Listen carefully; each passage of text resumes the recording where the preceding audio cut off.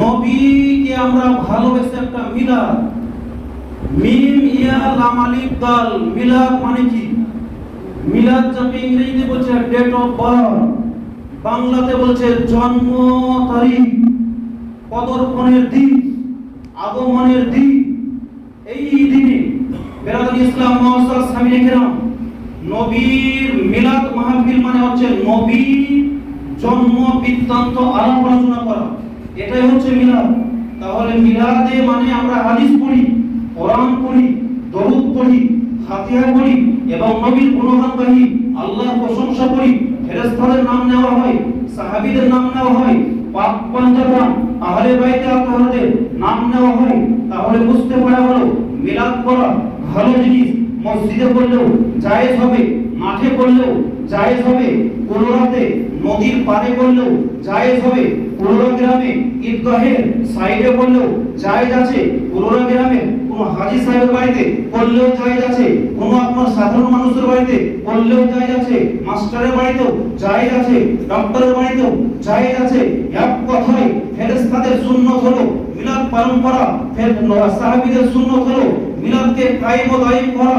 বেরাদুল ইসলাম সাহাবীরা নবী মিলাদ করে আমাদেরকে শিক্ষা দিলেন, হে বান্দা বান্দীরা তোমরা মিলাদ উদযাপিত করো, তার কারণ হচ্ছে মিলাদ করলে আমাদের নবী মুস্তাফা খুশি হয়, বলুন সুবহানাল্লাহ।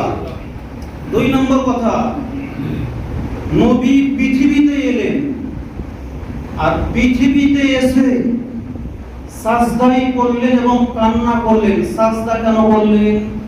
বহুদিন আপনারা শুনছেন সাজদা করলেন, তো কেমন কেন মানে তো জানা দরকার। রবীন্দ্রনাথ ঠাকুর কথা নোট করেন, যেদিন জন্মগ্রহণ করেছে সেদিন চিয়া বলে কান্না করেছে আঁতুর ঘরে। এটা প্রমাণ দেওয়ার জন্য যে আমি জিন্দা এবং জীবিত, জন্ম নিলাম। বেরাদুল ইসলাম কবি কাজী নজরুল ইসলাম জন্মগ্রহণ করেছে, কান্না করেছে। হযরতে আদম সাফিউল্লাহ তো জান্নাতেই তৈরি হয়েছেন। বেরাদুল ইসলাম হযরতে ইয়াহিয়া পয়গম্বর কান্না করেছেন, মুসা নবী কান্না করেছেন, হযরতে ইব্রাহিম খলিলুল্লাহ কান্না করেছেন।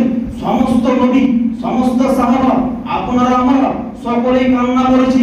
এটাকে প্রমাণ দেওয়ার জন্য হে ভাই মা, এই হসপিটালের লোক, নার্সরা তোমরা শুনো, আমি যা বললাম মানে আমি হচ্ছি জিন্দা, আমি মরা নই। বেরাদুল ইসলাম এটাকে প্রমাণ দেওয়ার জন্য, কিন্তু আমাদের নবী যখনই জন্মগ্রহণ করেছে নিজের জন্য নয়, নিজের বাপ দাদার জন্য নয়, শুধু মক্কা মদিনার জন্য নয়, বরং সারা পৃথিবীকে আপনার বেরাদুল ইসলাম স্মরণ করে, ভারতের মুসলমান, কোন গ্রামের মুসলমানকে স্মরণ করে নবী সাজদায় গেলেন। আর সাজদায় যাওয়ার পরে একটাই বাক্য বন্দনা করছেন আর বলছেন, নবী বলছেন আপনার বেরাদুল ইসলাম মুআজ্জাজ সাহাবীয়ে কেরাম যে উম্মতি উম্মতি বলে নবী বন্দনা করলেন। যেই নবী মক্কাতে জন্মগ্রহণ করে পুরোর মুসলমানকে, ভারতের মুসলমানকে, আমেরিকার মুসলমানকে, বাংলাদেশের মুসলমানকে স্মরণ করলেন, তাহলে সেই নবীর স্মরণ আমাদের করতে হবে না হবে না? আপনারাই বলেন, হবে না হবে না? আপনার যদি বদনাম করা হয় আপনি খুশি হবেন না সন্তুষ্ট হবেন? তাহলে নবীর পিছনে যারা লেগে আছে তাদের উপরে কি নবী খুশি? আর নবী যার প্রতি খুশি নয় সে জান্নাতি কখন হতে পারে না। এবার বেরাদুল ইসলাম আপনি দেখবেন আপনার বাড়ির দরজায় একটা কুকুর বলছে দিস ইজ এ ডগ। কুকুরের মধ্যে একটা গুণ আছে, যদি দুটো খেতে দেন খাবার, হাড় বসে বা মাছের কাঁটা, সারা পৃথিবী ঘুরে ঘুরে ঘুরে এসে দেখবেন আপনার বাড়ির দরজার সামনেই ট্যাঙ্কে খার উপরে আপনার বসে আছে। তার মানে কুকুরও জানে যে এই বাড়িতে দুটো খেতে পেলাম রে, এই মালিককে ভুলে যাওয়া আমার উচিত হবে না। কুকুরের মধ্যে একটা গুণ আছে, কিন্তু আমরা দুই পায়ের দুই ঠ্যাঙের মানুষ হয়েও আমাদের মধ্যে নিমক হারামি আছে।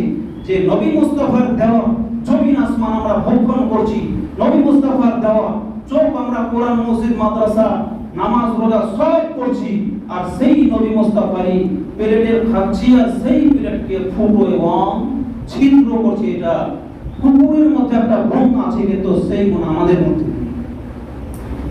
এটা তো আপনাকে বললাম। এবার এরা বলছে বলে নবী মরেও মাটিতে মিলে গেছে, তাহলে সেই নবীকে মিলাদ করা লাগে। এরা বলছে ফেসবুকে তখন নিয়ম ছেলে ওরাও বাংলা পড়েছে, মাস্টার ডাক্তার পড়েছে, বড় বড় ডিগ্রি, ওরা বলছে ঠিকই তো বলছে, ওরা ঠিকই তো বলছে। নোট করে মিশকাত শরীফ প্রথম খণ্ড পৃষ্ঠা নম্বর 121 লাইন নম্বর 11-12 কাউরি সন্দেহ হলে মিশকাত শরীফ হাদিস করে দেখতে পারো। লেখা আছে ইন্নাল্লাহ হারাম আলাল আরদি আন তাকুলা আসাদাল আম্বিয়া ফানাবিউল্লাহ হাইয়ুন ইউরযাকু। আল্লাহ বলছে, হে নবী, এই জমিনকে হারাম করে দিয়েছি নবীগণের, সাহাবীগণের, পাক পঞ্জতনগণের, ওলিয়া-উলিয়াগণের জিসিমকে খাওয়া, মুমিনগণের বডিকে খাওয়া হারাম করে দিয়েছি। নবীর বডি মাটিতে খেতে পারবেন না। ফানাবিউল্লাহ হাইয়ুন, সমস্ত নবী নিজ নিজ কবরে নিজ নিজ রওজা পাবে, জিন্দা এবং জীবিত আছে। ইউরসা কেমন কি আল্লাহ তাআলা রুজি পর্যন্ত প্রদান আদান করেন, বল সুবহানাল্লাহ। আবার ওরাই বলছে ফতোয়া, কি ফতোয়া? ইউটিউবে ভাষণ দিচ্ছে যে নবী যখন মরে গিয়েছে তাহলে নবীর মাজার জিয়ারত করা কি চলবে? ওখানে যাব কেন? তো মরা প্লাস পড়ি আছে, ওটা তো মাটি, কি বলছে আপনার ইট সিমেন্ট দিয়ে তৈরি করা আছে। তখন লোক বলছে হুঁ তোরে কথা ঠিকই বলছে, হুঁ তোরে কথা ঠিকই বলছে। আরে হুঁ লয়, কোরআন হাদিস পড়ো, কোরআন হাদিস রেফারেন্স নিয়ে যাও। তাহলে কুবনি পৃষ্ঠা নম্বর 67 তে লেখা আছে আল্লাহ রাসূল সাহাবীদের সাক্ষাতে কয়েক লক্ষ আপনার মাজমাতে এই কথা বলে গেছেন, মান যারা কবরি ওয়াজাবাত লাহু শাফাআতি। আমার এই রওজাকে, আমার এই কবরকে, আমার এই মাজার শরীফকে যারা একবার জিয়ারত করবে, দর্শন করবে, আমার নবী আমার প্রতি ওয়াজিব হয়ে গেল সেই ব্যক্তির শাফাআত করা। সুবহানাল্লাহ। নবী বলছেন এটা, আর এরা বলছে এটা শিরক। মাজার জিয়ারত করা যাবে না, কোন পীরের মাজার যায়ও না, কোন বাপের কবর জিয়ারত করা যায়ও না। এই হাদিস থেকে বুঝতে পারা গেল পুরোনো গ্রামের কোন যদি বাপজি চাচা মারা যায় তার কবরে গিয়ে জিয়ারত করা জায়েজ আছে। আপনার পুরোনো গ্রামের কোন মহিলা মারা গেলে তার কবরে যাওয়া জায়েজ আছে। কোন বাচ্চা মারা গেলে তার কবরে যাওয়া জায়েজ আছে। এবং বেরাদর ইসলাম সমস্ত সাহাবী, সমস্ত ওলিয়া, সমস্ত নবীদের মাজার জিয়ারত করা জায়েজ তো জায়েজ, বরং সুন্নতে সাহাবা। বলেন সুবহানাল্লাহ। এটা পেলাম কোরআন হাদিসের রেফারেন্স। একটু নিয়ে চলি আপনাকে বৌদ্ধ ধর্মের বাইবেল। স্টেজে আমরা এগুলো পেশ করি। বাইবেলে লেখা আছে 667 নম্বর পৃষ্ঠা 22 নম্বর 16 বলছে, দেয়া প্রফেট মুহাম্মদ সাল্লাল্লাহু আলাইহি সাল্লাম লাইট অফ ইসলাম। নবী ছিলেন ইসলামের মধ্যে প্রদীপ স্বরূপ। তার নিচে লাইনে লেখা আছে দা প্রফেট মুহাম্মদ সাল্লাল্লাহু আলাইহি সাল্লাম টিচার অফ দ্য ওয়ার্ল্ড। আমাদের নবী ছিলেন পৃথিবীতে, উনি হচ্ছেন সবারই শিক্ষক, উনি জগৎ গুরু মুহাম্মদ রাসূলুল্লাহ সাল্লাল্লাহু আলাইহি সাল্লাম। বেদ পুরাণ উঠান, বেদে লেখা আছে অথর্ববেদ 4th খণ্ড 23 নম্বর শ্লোকে বলছে, দ্বাদশং শুক্ল পক্ষ মাধবে মাসি মাধবং কলকি। কলকি মানে প্রফেট মুহাম্মদ সাল্লাল্লাহু আলাইহি সাল্লাম। বেদ পুরাণের ভাষা বলছে, এটা বেদ পুরাণ, হিন্দুদের এলাকা। কতেও নবীর নাম বলছে রবিউল আউয়াল মাসের 12 তারিখে কলকি মানে মুহাম্মাদের জন্ম হয়েছে মক্কা শরীফে। বলেন ইয়া রাসূলুল্লাহ। আরবি কবি বলছে জামান নবিয়্যু মিনাস সামাই ইলা মক্কা ইসনাই রাবিউল আউয়াল। রবিউল আউয়াল মাসের 12 তারিখে নবী জন্মগ্রহণ করে পৃথিবীতে এসেছেন। তাহলে এতগুলো আমরা কিতাবে পেলাম। মুসলমানের কোরআনে হাদিসে ইজমা কি আছে? তো জায়েজ লেখা আছে। এমনকি হিন্দুদের বেদ পুরাণেও সেটাকে লেখা আছে। এবং শুধু এখানেই কি শেষ করে যেত না, আরো একটু আপনাকে দু একটা বেদ বলি। জুমার দিন বেশি বলছি না আমি, আরো একটা কথা লাস্ট কথা বলে দেয়। ওই বেদে আপনার 26 নম্বর শ্লোকে আমরা দেখতে পাই লেখা আছে আল্লাহু রাসূলুহুম রাসূলুল্লাহ। বলছে পৃথিবীর মধ্যে মহান ব্যক্তি হলেন আল্লাহ এবং আল্লাহর রাসূল। ইনাদেরই তোমরা অনুসরণ করো, অনুকরণ করো, পায়রবি করো, ইত্তেবা করো। বেরাদর ইসলাম, কোরআন এবং হাদিসে ওয়াহেল দলিল আছে। জুলুস করা জায়েজ আছে এবং মিলাদ করা জায়েজ আছে। পতাকা ধরে পাড়ায় পাড়ায় গ্রামে গ্রামে ঘোরা জায়েজ তো জায়েজ, বরং সুন্নাতে সাহাবা, সুন্নাতে ফেরেশতা, সুন্নাতে আল্লাহ বই লেখা আছে। অসুবিধা কিছু নেই।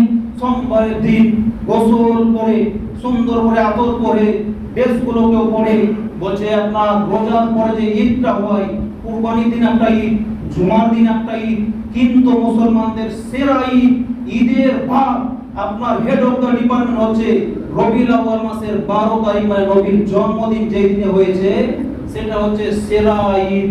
যার জন্য সেরা ঈদের সেরা ড্রেস পরেন, জামা কাপড় পরেন, আতর খুশবু সুরমা যত যা আছে লাগান, বাইককে সাজান, ঘরকে সাজান, আপনার মহল্লাকে সাজান, পাড়াকে সাজান, আর সাজিয়ে আপনারা সকালবেলায় জুলুস বাহির করেন। এটাই বলতে হবে জুলুসে। আজ কোন দিন? তোমরা সকলে একসঙ্গে বলবে বিশ্ব নবীর জন্মদিন। আবার বলবে যে বিশ্ব নবীর জন্মদিবস। সকলে বলবে পালন করুন, পালন করুন। পাড়ায় পাড়ায় খবর দিন, টাউনে টাউনে সংবাদ দিন, গ্রামে গ্রামে জানিয়ে দিন। আল কোরআনের আলো ঘরে ঘরে জালো, আল হাদিসের আলো ঘরে ঘরে জালো, শয়তানের আলো দেশ থেকে দাও। ওকে রাখা যাবে না, ওকে মাইনাস করো, ওকে 3 তালাক দাও। এই জন্য বেরাদুল ইসলাম মুআজ্জাজ সামিল কিরাম এগুলো আপনারা করেন, বলেন, সব জায়েজ আছে। শেষে এই দুটো মশলা বলেছিলাম, মশলা বলেই জুমার দিন আপনাদের সময় অতখানা সর চায়ের দোকানে 1 ঘন্টা 2 ঘন্টা কাটিয়ে দিয়েছেন, ওখানে কাউরির ঘড়ি দেখেন না, কোনখানে মাঠে যাই কত ভিড় টানছেন আর কত গল্প হচ্ছে, ওখানে টাইমের কোনো ব্যাপারই নাই। যখনই মসজিদে একটা কোরআন হাদিস আলোচনা হয়েছে তাহলে 10 বার করে করে খালি 10 বার করে।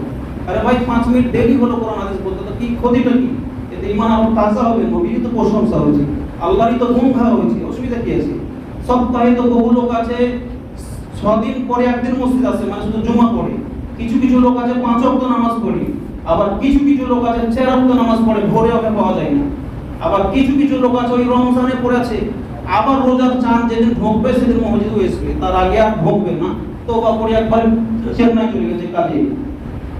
বেরাদুল ইসলাম এই রবিউল আউয়াল শরীফকে সবাই যেদিন নবীর জন্ম সবাই খুশি হয়েছিল, সেদিন পৃথিবীর মধ্যে একজন ব্যক্তি অসন্তুষ্ট ছিল, কান্না করছিল এক কোণায় বসে, সেটাই হচ্ছে ইবলিস শয়তান।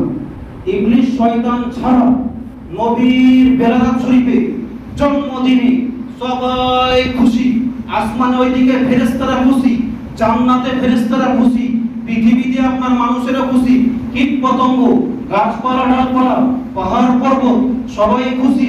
কিন্তু বেলাদা ইবলিস শয়তান এক কোণায় বসে কান্না করছে। তার মানে বুঝতে পারা গেল নবীর আগমনে ইবলিস শয়তান খুশি হয়নি, অসন্তুষ্ট হয়েছে। ঠিক তেমনি বর্তমানে মানুষ রূপী কিছু ইবলিস শয়তান আছে, যে ইবলিস শয়তানরা নবীর বেলাদাতকে শিরক বেদাত বলে, নবীর আপনার জন্মদিনকে শিরক বেদাতের ফতোয়া লাগায়। বুঝতে পারা গেল ওই ইবলিসের ভাতিজা এবং ভাই বোনেরা যার জন্য এটাকে নাজায়েজ হারাম শিরক বেদাত বলছে, আল্লাহ জায়েজ বলছে, সাহাবীরা জায়েজ লিখছে এবং হাদিস কোরআন জায়েজ বলছে, আর সেটাকে এই বাতিল লোকেরা শিরক বেদাত বলে মানুষকে পথভ্রষ্ট এবং গোমরাহ, ঈমান নষ্ট করছে।